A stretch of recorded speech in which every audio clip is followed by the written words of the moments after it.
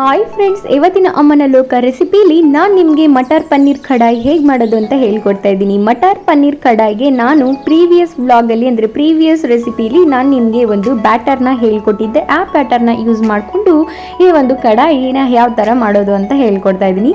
So ಇದಕ್ಕೆ ನಾನು ಏನೆಲ್ಲ ಇಂಗ್ರೀಡಿಯೆಂಟ್ಸ್ ಯೂಸ್ ಮಾಡಿದೆ, ಹಾಗೆ ಎಷ್ಟು ಕ್ವಿಕ್ಕಾಗಿ ಈ ಒಂದು ಅಡುಗೆನ ನಾನು ರೆಡಿ ಮಾಡಿದೆ ಅಂತ ಇವತ್ತಿನ ವ್ಲಾಗಲ್ಲಿ ನಾನು ತಿಳಿಸ್ಕೊಡ್ತಾ ಇದ್ದೀನಿ.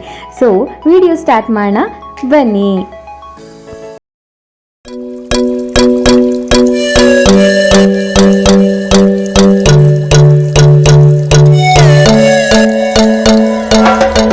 ಲೆಸನ್ ನಂಬರ್ 1, ಗ್ಯಾಸ್ ಸ್ಟವ್ನ ಆನ್ ಮಾಡಿ ಅದ್ರ ಮೇಲೆ ನಾನು ಒಂದು ಬಾಣಲೆ ಇಡ್ತೀನಿ.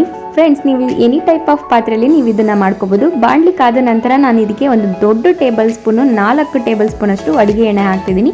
ಹಾಗೆ ಅರ್ಧ ಟೀ ಸ್ಪೂನಷ್ಟು ಜೀರಿಗೆ, 1/4 ಟೀ ಸ್ಪೂನಷ್ಟು ಸೋಂಪು, ಹಾಗೆ ಕಸೂರಿ ಮೇಥಿ ಬಂದು ಇದು ನಾವು ಹೋಮಲ್ಲೇ ಮಾಡಿದ್ದು, ಹೋಮ್ ಮೇಡದ್ದು. ಸೊ ಅದಾದಮೇಲೆ ಅದಕ್ಕೆ ಹಸಿ ಬಟಾಣಿ ಕಾಳನ್ನ ಹಾಕ್ತಾ ಇದ್ದೀನಿ. ಇದು ಹಾಕಿದ ಮೇಲೆ ಚೆನ್ನಾಗಿ ಫ್ರೈ ಮಾಡಬೇಕು. ಫ್ರೈ ಆದ ನಂತರ ಇದಕ್ಕೆ ನಾನಿಲ್ಲಿ ಅರಿಶಿಣದ ಪುಡಿ, ಹಾಗೆ ಸ್ವಲ್ಪ ಖಾರಕ್ಕೆ ಅಚ್ಚ ಖಾರದ ಪುಡಿ, ಹಾಗೆ ಧನಿಯಾ ಪುಡಿ ಹಾಕ್ತಿದ್ದೀನಿ. ಖಾರ ಪುಡಿ ಧನಿಯಾ ಪುಡಿ ನಿಮ್ಮ ಮೆಜರ್ಮೆಂಟ್ಗೆ ಬಿಟ್ಟಿದ್ದು, ಅಂದರೆ ಖಾರದ ಪುಡಿ 1 ಸ್ಪೂನ್ ಹಾಕಿದರೆ ಧನಿಯಾ ಪುಡಿ 1.5 ಸ್ಪೂನ್ ಹಾಕಬೇಕು. ನಾನಿಲ್ಲಿ ಅರ್ಧ ಸ್ಪೂನಷ್ಟು ಖಾರ ಪುಡಿ ಹಾಕಿದ್ದೀನಿ, ಹಾಗೆ 1 ಸ್ಪೂನ್ ಆಗೋಷ್ಟು ಒಂದು ಧನಿಯಾ ಪುಡಿ ಹಾಕ್ತಿದ್ದೀನಿ. ಹಾಗೆ ರುಚಿಗೆ ತಕ್ಕಷ್ಟು ಉಪ್ಪನ್ನು ಈಗಲೇ ಆ್ಯಡ್ ಮಾಡಿ ಬಟಾಣಿ ಕಾಳನ್ನ ಚೆನ್ನಾಗಿ ಫ್ರೈ ಮಾಡ್ತಾ ಇದ್ದೀನಿ.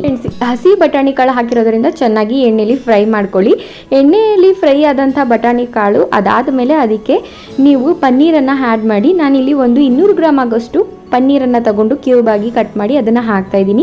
ಅದಾದಮೇಲೆ ನಾನು ಪ್ರೀವಿಯಸ್ ವ್ಲಾಗ್ ಅಂದರೆ ಹಿಂದಿನ ವ್ಲಾಗಲ್ಲಿ ನಾನು ನಿಮಗೆ ಒಂದು ಬ್ಯಾಟರ್ನ ರೆಡಿ ಮಾಡೋದು ಹೇಳ್ಕೊಟ್ಟಿದ್ದೆ. ರೆಸ್ಟೋರೆಂಟ್ ಸ್ಟೈಲಲ್ಲಿ ಹೇಗೆ ಮಾಡ್ತಾರೆ, ಮೇಯ್ನಾಗಿ ನಾವು ಆರ್ಡ್ರ್ ಮಾಡಿದ ತಕ್ಷಣ ಹೇಗೆ ಒಂದು ಕ್ವಿಕ್ಕಾಗಿ ತಂದು ಕೊಡ್ತಾರೆ ಅಂತ ಆ ಬ್ಯಾಟರ್ನ ಯೂಸ್ ಮಾಡಿಕೊಂಡು ಇವತ್ತಿನ ಈ ರೆಸಿಪಿ ಮಾಡಿದ್ದೀನಿ.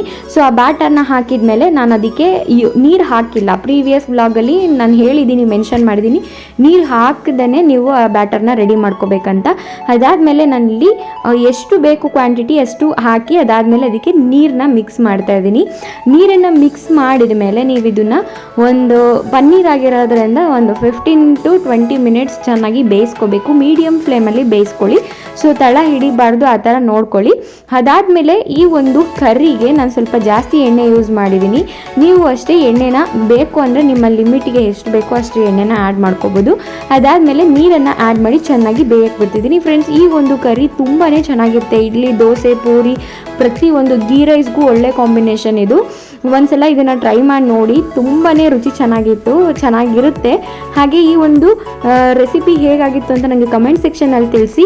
ಕಮೆಂಟ್ ಸೆಕ್ಷನಲ್ಲಿ ಕಮೆಂಟ್ ಮಾಡಿದವ್ರಿಗೆ ಒಂದು ಲಕ್ಕಿ ಡಿಪ್ ನಮ್ಮ ಚಾನಲ್ ಕಡೆಯಿಂದ ಇರುತ್ತೆ. ಸೊ ಪ್ರತಿ ವಿಡಿಯೋಗೂ ಆದಷ್ಟು ಲೈಕ್ ಮಾಡಿ, ಶೇರ್ ಮಾಡಿ, ಕಮೆಂಟ್ ಮಾಡಿ. ಇದರಿಂದ ನೀವು ಒಳ್ಳೊಳ್ಳೆ ಗಿಫ್ಟ್ ಹ್ಯಾಂಪರ್ನ ಗೆಲ್ಬೋದು ಅಂತ ಹೇಳ್ತಾ, ನೀವಿನ್ನು ನನ್ನ ಅಮ್ಮನ ಲೋಕ ಚಾನಲ್ಗೆ ಸಬ್ಸ್ಕ್ರೈಬ್ ಆಗಿ ಅಂದರೆ ಪ್ಲೀಸ್ ಸಬ್ಸ್ಕ್ರೈಬ್ ಆಗಿ, ಅಲ್ಲೇ ಕಾಣಿಸ್ತಾ ಇರೋಂಥ ಬೆಲ್ ಐಕಾನ್ನ ಕ್ಲಿಕ್ ಮಾಡಿ. ಇದರಿಂದ ನನ್ನ ಎಲ್ಲ ವೀಡಿಯೋಸ್ ನಿಮಗೆ ನೋಟಿಫಿಕೇಶನ್ ಮೂಲಕ ತಲುಪುತ್ತೆ. ನಾನು ನನ್ನ ಮುಂದಿನ ವಿಡಿಯೋ ಜೊತೆ ಸಿಗ್ತೀನಿ. ಬಾಯ್.